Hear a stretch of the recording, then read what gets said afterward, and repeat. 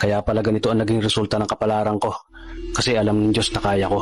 Sa edad kong to, napagod na akong magmadali.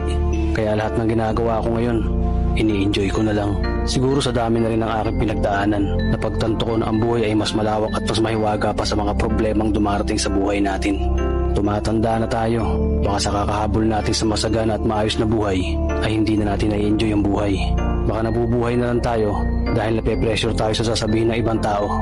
Marami na rin akong mga naging maling desisyon sa buhay, pero lahat yun nagsilbing aral sa akin at natuto ako sa mga pagkakamali ko. Kaya pala ganito ang naging resulta ng kapalaran ko.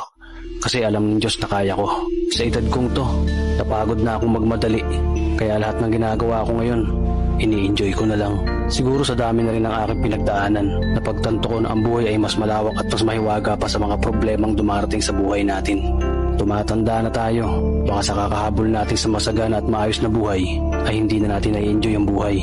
Baka nabubuhay na lang tayo dahil nape-pressure tayo sa sasabihin ng ibang tao. Marami na rin akong mga naging maling desisyon sa buhay, pero lahat yun nagsilbing aral sa akin at natuto ako sa mga pagkakamali ko.